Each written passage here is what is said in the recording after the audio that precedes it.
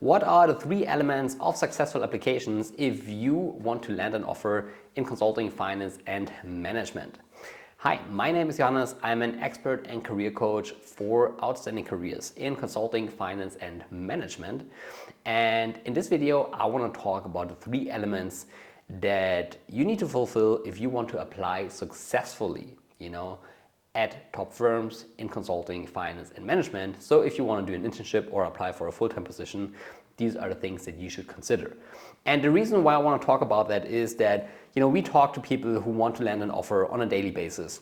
And very often one of the main questions is, how do I apply successfully, of course? And I see people doing the same mistakes over and over and over and over again. And that's why I thought, let's make a short video that, at least some of the strategic elements of successful applications. And let's start with the first one directly. And the first one is that you have the right application strategy and the right firm selection. That's so crucial at the beginning, and this is also where you should start. My question for you is, if you are currently looking for an internship or for a full-time position, do you actually know what firms to target and at which firms you have the highest chances? I remember, a discussion that I had with a client 2 weeks ago. The person wanted to do an internship at a M&A boutique. The person was studying in their bachelor's degree and the bachelor's, and it was a non-target university. And we had a discussion, and one of the first things that I asked was, do you already know what firms to target? And the person, had no idea. Of course, the person knew the big brands Goldman Sachs, KKR, and so on. But when I asked the person, okay, this is a bit far-fetched because this might be a good target, but you're still in your bachelor's, non-target, average grades, so probably very unlikely that you will make it. The person didn't really know the market. The person didn't really know what firms would be relevant and would be a good fit at the current stage. And there are a couple of concepts and ideas that you need to understand. And the fundamental and the underlying idea and concept for the right firm selection and application strategy is that you have to think in levels. And typically, if you want to work for the top firms at the end, after the master's or after the bachelor, if you want to enter or get an offer for the top firms, what you typically need to do throughout your studies is that you build a track record. And there are certain levels of firms, so you typically start at smaller firms, maybe very small, unknown boutique firms, if you have no experience at all, to really, get a first idea of, how the industry works. And then over your internships, you move up the ladder and try, to work for more and more renowned firms. And the idea is that throughout these internships, when you move up, at each stage, you learn a bit more and you are a bit more qualified for the next level. And this is so important that you understand where you are, in this ladder, in this firm ladder, and what a good next fit might be. And this is the first point that you really think about, hey, what is the right firm to apply to? Because if you make a mistake in the right firm selection already, then chances are really low that you actually will get the offer.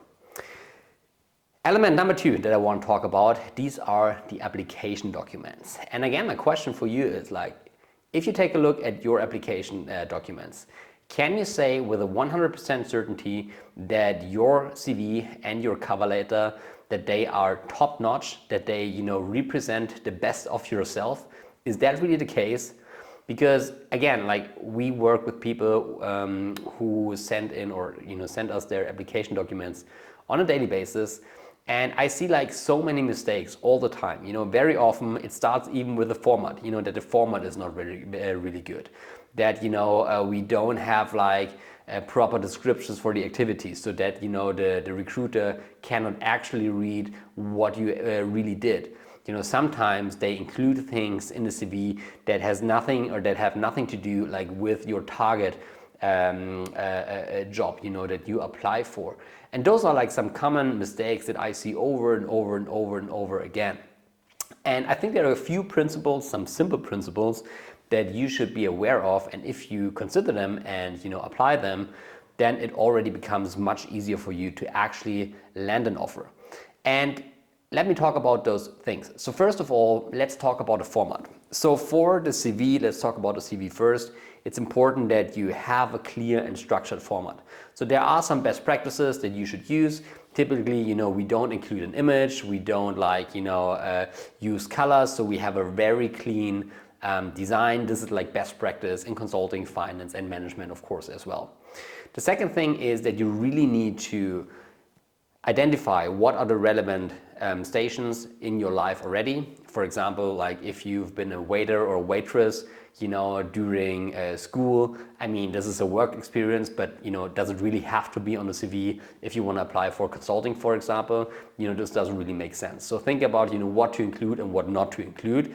And then the third thing is that you really learn how to write convincing bullets, that summarize your situation or your activities that you did, but at the other hand also provide the necessary level of detail that you want to show in order to demonstrate your abilities and what you really did during this internship or activity, whatever you did. If we talk about the cover letter, here it's really important to understand that this has to be an addition of your CV. So this means that typically, you should not just, make an executive summary of your CV because like the information is already on the CV. So rather try to tell a convincing story, because very often, the cover letter plays a big role. If the firm is not sure if they should hire you or not, then very often they read the cover letter and then they read the story behind the CV, and this can often make the difference between getting the invitation or not. Then the third element, and this is typically where people spend the most time, and thus it's in most cases like the most critical one, it's the right interview preparation. And again, like a question for you is like, if you are in the application process at the moment, think about, do you have everything that it takes, to prepare yourself in the best possible way for the interviews? Because you need to understand that the requirements, especially in this market environment that we are currently in, they are extremely high. And it doesn't help you, if you just get like to the top 20%. You really need to be in the top 5%, top 1% of the performers in an interview to have a chance to receive the offer at the moment. And that's really just a reality, okay? So ask yourself, are you prepared in the best possible way to actually get to this 5%, top 5%, get to this top 1%? That's really the question here. And what I see very often, if we talk to clients in our program, if they want to learn how to prepare for interviews, very often, they did some research before. I mean, they watched some videos online, they read like a blog, maybe they, asked their friends, or they downloaded a free PDF, something like that, where there's already information, or like they joined an online course for little money. But very often, these resources on the web, they're not comprehensive. They don't give you everything that you need to have. Also, like if you talk to a friend, very often it's just like, their personal view on the interview process.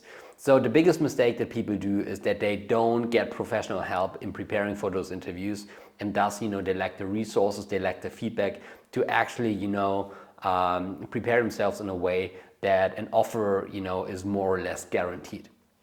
And there are a couple of things that you should do. It depends where you apply to. If you apply to consulting, in the finance industry, M&A or private equity or asset management, or for management or strategy position. But typically, there are always like similar components. First of all, you need to prepare for the personal fit interview.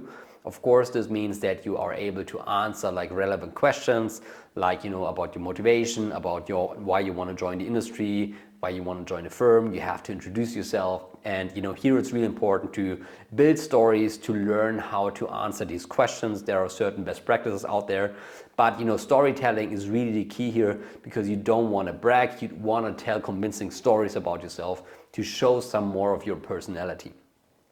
Also, very often, there are some theoretical questions involved. In the finance world, we would call that like technicals, where you are asked like things about financial statements, about the M&A process, for example, about valuation models. So this is more a theoretical part. In management, sometimes you also have technical questions, and also sometimes in consulting as well, where they test you some restructuring for concepts. For example, if you want to apply for a restructuring firm, stuff like that can happen. And then third, in most cases, you also have to solve case studies, especially in the consulting world. This is like huge. If you want to apply to top firms like McKinsey, BCG, Bain, or even tier 2 firms like Oliver Wyman and so on, you typically have to go through a couple of rounds of case interviews, but also for smaller firms, if you apply for them, case interviews are very essential. But also if you apply to finance firms or management firms or strategy roles, often you also have case studies. In the finance world, those case studies are very often more like that you have to build a model, that you have to prepare a model yourself and then present it, or that you have to do a real case where you have to at least draw or outline how to structure a financial model. And also in the strategy and management world, very often they will give you some case studies how you would approach certain problems. And thus it's so important to learn how to, or to actually get the resources to prepare for personal fit, for the theoretical questions, and also for the case interviews, and also to get feedback from experts who already have been on the interviewer side, who really can get you to the top 5%, where you really need to be in order to get the offer. And these are like the three things. So first of all, make sure that you select the right firms, that you have the right application strategy. Second, make sure that you prepare good application documents. And then third, make sure that you apply yourself and that you prepare yourself in the best possible way for the interviews. If you wanna do all of that, and if you wanna get the best support possible, then you can apply for a free consultation and you can apply for the career bootcamp that we are offering. So just go to the website, careerbootcamp.org. That's the website. There you find all the information, how to work with us, how to approach us, and then you can apply for the bootcamp. We can have a personal conversation if the bootcamp is right for you, and we also give you a free consultation first. And with that being said, see you in the next video and have a successful day. Goodbye, Johannes.